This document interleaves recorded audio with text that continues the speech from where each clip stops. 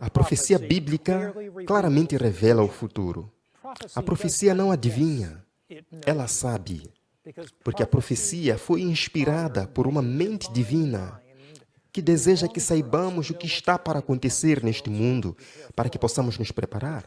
A tragédia é que milhões de pessoas, muitos deles cristãos, pensam que sabem o que vai acontecer no futuro, mas não têm ideia real do que a Bíblia ensina. Eles podem ter lido um livro sobre profecia, eles podem ter ouvido um sermão, mas eles nunca mergulharam na Bíblia pessoalmente. Sabemos que podemos dividir o mundo provavelmente em 4 ou 5 classes. Existem aquelas pessoas que pensam que sabem o que vai ter lugar, mas realmente não sabem. Outras pessoas não têm ideia sobre o que vai acontecer. Eles não sabem que não sabem e eles estão realmente confusos. Tem aquela gente que não sabe o que vai acontecer e eles não se importam. Estão vivendo a vida para hoje. E tem aquelas pessoas que sabem o que vai acontecer, elas estão buscando a Deus de coração, na oração, buscando por meio de sua palavra, preocupados com o que está por vir, preparando-se para saber o que virá sobre este mundo como uma avassaladora surpresa. Agora, não há razão para não saber os eventos gerais que estão se aproximando. No capítulo 5 de 1 Tessalonicenses, a Bíblia coloca desta forma, versículo 4, meus irmãos, ou irmã, seus irmãos usaram um termo genérico, mas irmãos, você não está em trevas para que o dia da vinda de Cristo não o surpreenda como um ladrão. Vocês são filhos da luz e filhos do dia, não somos da noite nem da escuridão. Portanto, não vamos dormir como os outros, mas sejamos vigilantes e sóbrios. Em outras palavras, observe e seja alerta. Pois aqueles que dormem, dormem de noite, e aqueles que estão bêbados, ficam bêbados à noite. Mas que nós, que somos do dia, estejamos atentos, coloquemos a couraça da fé e do amor e o capacete de uma esperança de salvação. Em outras palavras, não precisamos estar presos na escuridão.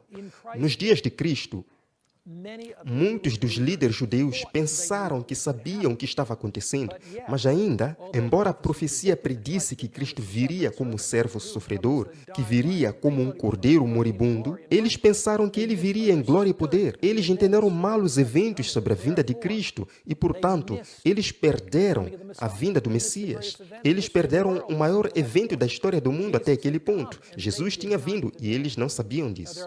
Agora, há muitos que não conseguem discernir os sinais dos tempos. Eles falham em entender o que está acontecendo em nosso mundo. Então, deixe-me pintar em traços gerais para vocês quais eventos ainda estão para acontecer em nosso mundo.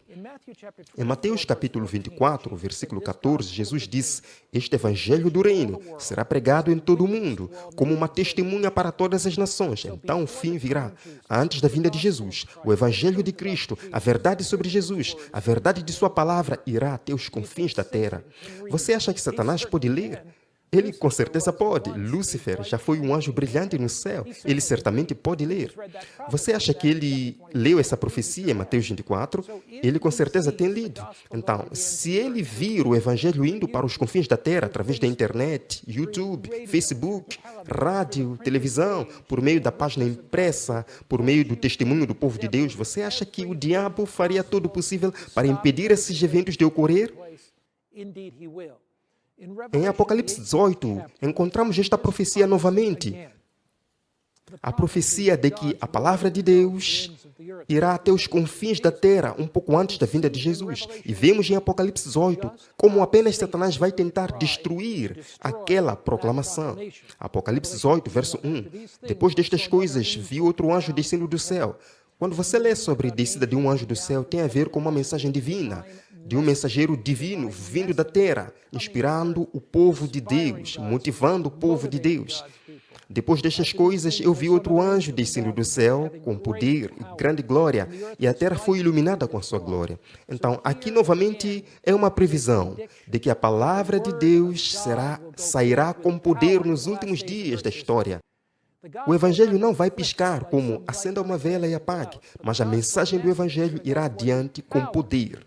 Agora, Apocalipse 18, 1 é realmente um comentário sobre o livro de Abacuque, capítulo 2 e versículo 14. E aqui está o que Abacuque diz no capítulo 2, versículo 14. Pois a terra será preenchida com o conhecimento da glória do Senhor, como as águas cobrem o mar.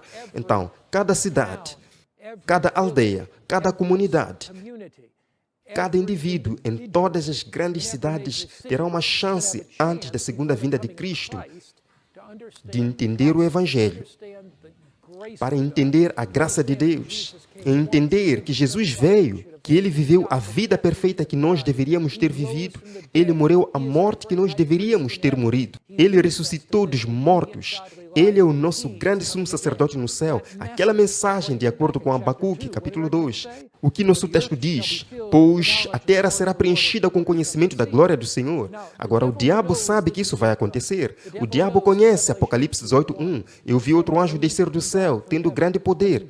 A terra está cheia da sua glória. O diabo sabe disto. Então, o que o diabo vai fazer? O que está vindo sobre o nosso mundo? O que devemos esperar que ocorra em um momento de crise? Em um momento de desastres nacionais e internacionais? Em tempo de mudanças climáticas, quando este mundo está sofrendo de desastres políticos, econômicos e naturais. A Escritura diz em Apocalipse 18, versículo 1, a mensagem daquele Deus, o anjo clama poderosamente com uma voz forte, dizendo, Babilônia, a grande, caiu, caiu e tornou-se habitação de demônios, é uma gaiola de cada ave impura e odiosa. O que significa Babilônia grande caiu? Agora, esta não é a cidade de Babilônia. A cidade de Babilônia caiu anos atrás, quando Ciro atacou Babilônia em 539 a.C. e derrubou aquela cidade. No livro de Apocalipse, Babilônia é um símbolo de confusão, falsa religião.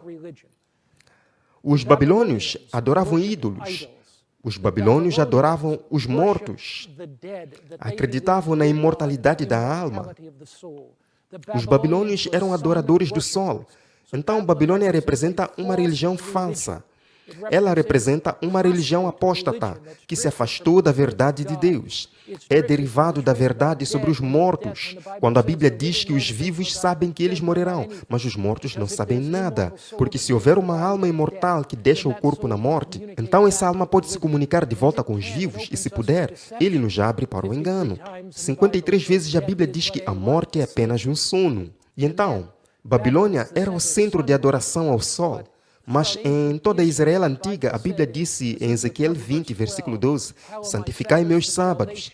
Eles devem ser um sinal entre mim e vós. Então, o sábado era sempre um sinal entre Deus e seu povo que os criou, que os moldou, que seu poder criativo iria santificá-los. Então, o que significa Babilônia? Falsa religião, que tem aceito falsas doutrinas. E Deus disse que está caída, isto é, Babilônia caiu, tornou-se a habitação de demônios. Em outras palavras, o espiritualismo se infiltrou na Babilônia. Agora, observe o versículo 3. Todas as nações que existem, todas as pessoas beberam do vinho da ira da sua fornicação. Na Bíblia, vinho representa falsas doutrinas.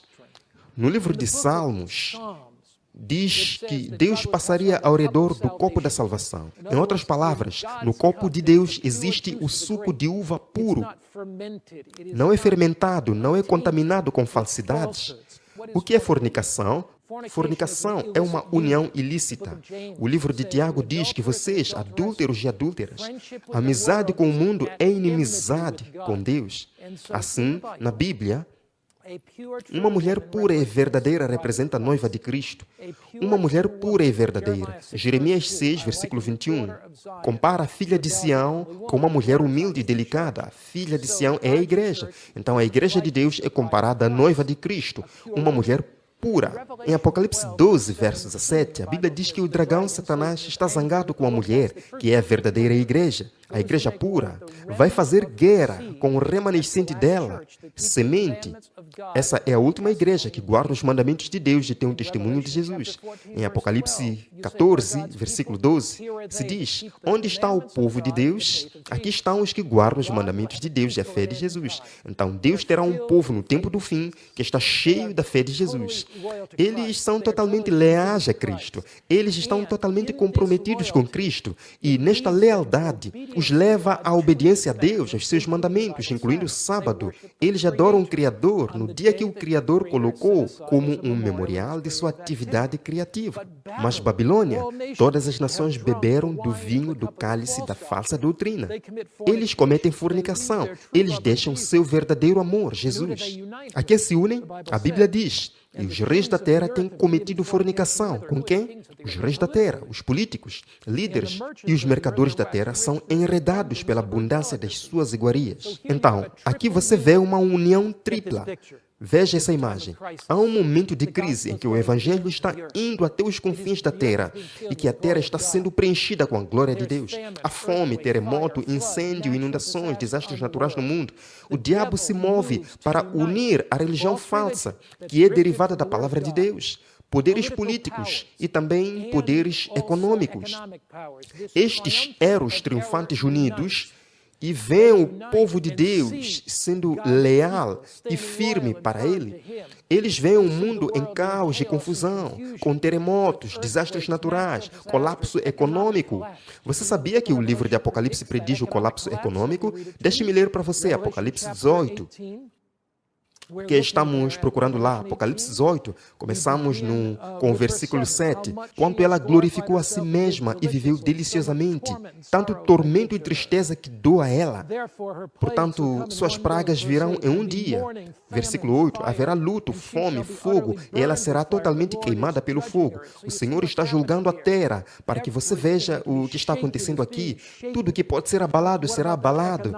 Aquele colapso econômico, você encontra isso aqui em Apocalipse 18, versículo 12. A mercadoria do seu ouro e prata e pedras preciosas e pérolas de linho fino, isso não será mais. Versículo 15. Os mercadores dessas coisas que foram feitos ricos por ela afastam-se com medo do seu tormento, chorando e lamentando. E a Bíblia continua a dizer no versículo 19, eles lançam poeira em suas cabeças e chorando e lamentando, dizendo, ai, ai, grande cidade, onde ela enriqueceu todos os navios no mar por causa do seu custo. Em uma hora, ela é desolada. Então, o que a Bíblia prediz? Prevê que neste momento da união da igreja e Estado, em religiões falsas e poderes econômicos, neste triunvirato de Ero, que é suposto trazer paz à terra, que realmente há terremoto, fome, guerra, inundação, incêndio e que muito brevemente há um colapso econômico rápido. Isso enfurece o diabo. E daí, o que o diabo faz? O diabo tenta destruir o povo de Deus, que é leal e firme a Ele e guarda seus mandamentos. Capítulo 13 de Apocalipse descreve a obra do diabo e diz, no capítulo 13 de Apocalipse, que o diabo enganará aqueles que habitam na terra por meio dos milagres que ele tinha poder para fazer diante da besta. Então, são falsos milagres que estão sendo operados por religião apóstata. Isso não é guardar a lei de Deus. Eles têm poder de dar vida à imagem da besta. Então, a imagem da besta pode falar. O que é a besta? A besta é uma união religiosa política. Como a besta fala, como qualquer nação ou alianças políticas, aliás, religiosas falam, através de leis que eles fazem. E se não fizerem uma imagem da besta, eles deveriam ser mortos. Versículo 16. Pequeno e grande, ricos e pobres, se obriga a receber uma marca em suas mãos direitas ou em suas testas, para que nenhum homem possa comprar ou vender, salvo aquele que tinha a marca da besta, ou o nome da besta, ou o número do seu nome. Então, Deus prediz no futuro que é um tempo de caos internacional, é uma época de conflito ao redor do mundo, é uma época de desastres naturais e colapso econômico, é um período deste tempo que a marca da besta será aplicada na tentativa de unificar o mundo para supostamente trazer novamente a paz na terra. Qual é o apelo de Deus durante este período de tempo? Qual é o apelo de Deus para o seu povo durante este período de tempo? Voltamos para Apocalipse 18 e olhamos lá, Apocalipse 18, verso 4. Este é o apelo de Deus. E ouvi outra voz do céu dizendo, sai dela, povo meu. Onde estão muitos do povo de Deus? Onde estão muitos do povo de Deus? Em que? Estão nas religiões confusas, em religiões que deram as costas aos princípios da palavra de Deus. Saia dela, povo meu, que você não participe de seus pecados e não participe das suas pragas, pois seus pecados alcançaram o céu e Deus lembrou-se de suas iniquidades. Aviso, saia dela, meu povo, para que você não receba dos seus pecados. Como a Bíblia define o pecado? Do que estão sendo chamados para sair? 1 João, capítulo 3, verso 4. 1 João, capítulo 3, versículo 4. Quem comete o pecado, transgride também a lei, pois o pecado é a transgressão da lei. Pois você sabe que ele se manifestou para tirar nossos pecados, nele não há pecado. Então, de acordo com a Bíblia, pecado é a transgressão da lei de Deus. Então, em Apocalipse 18, versículo 4, quando diz, saia dela, meu povo, para não seres participantes de seus pecados, o que está realmente dizendo é que vem de todas as igrejas que estão quebrando a lei de Deus. Lembra que citamos Apocalipse 12, 17 e Apocalipse 14, 12, falando sobre o povo do passado, falando sobre o povo de Deus do tempo do fim. Agora, o que eu quero que você veja é o contexto do Apocalipse 14. Em Apocalipse 14, versículo 6, temos a mensagem de Deus para os últimos dias. No versículo 7, diz que o povo de Deus estaria dizendo que a mensagem diria em alta voz, teme a Deus, que é reverência, respeitar Deus, dar glória a Ele na forma como vivemos. O julgamento veio, em outras palavras, que estamos vivendo na hora do julgamento, pouco antes da segunda vinda de Jesus. Adore aquele que fez o céu, a terra, o mar e as fontes das águas. Em outras palavras, adorar aquele que fez o céu, a terra e as fontes das águas. Você sabe dessa expressão, aquele que fez o céu, a terra e as fontes das águas, que é uma expressão do quarto mandamento que diz, lembrar do sábado. E então diz que em 6 dias o Senhor fez o céu, a terra, o mar e tudo que nele já. Portanto, adorar o Criador está ligado a guardar o sábado. Então, ao invés de adorar o Criador, o versículo 9 diz que o terceiro anjo os seguiu dizendo, se alguém adorar a besta, então temos adoração ao Criador guardando o sábado, temos adoração à besta. Em contraste com os que estão adorando a besta, no versículo 12, aqui está a paciência, a resistência dos santos, aqui estão os que guardam os mandamentos de Deus e a fé de Jesus. Então você tem aqueles na Babilônia que estão em confusão religiosa, que fazem parte deste triunvirato de poderes político, econômico e religioso, todos unidos. E Deus diz, saia dela, povo meu. Seu povo naquelas igrejas que infringem a lei, pois tem aqueles que fazem parte de Babilônia, que estão em organizações ou igrejas que estão quebrando a lei de Deus, mas ainda assim eles são honestos de coração e Deus chama-os para saírem, fazer parte da sua igreja, para ser parte do seu verdadeiro povo, fazer parte daqueles que amam a Cristo de todo o coração, que permaneçam leais a Cristo, que por sua graça e por seu poder guardam seus mandamentos. Jesus disse em João 14, versículo 15, se você me ama, guarda os meus mandamentos. Ele diz em João 2, versículo 6, se você disser que o conheço, mas não guarda seus mandamentos, é mentiroso. Jesus está fazendo o seu apelo final. Você ouve o apelo de Cristo? Há muitas pessoas que não têm ideia do que está por vir. Eles não têm ideia do que a marca da besta será. Não têm ideia de que eles são parte de sistemas religiosos apóstatas. Não fazem ideia de que a igreja e o Estado e potências econômicas vão ao colapso e vão se unir.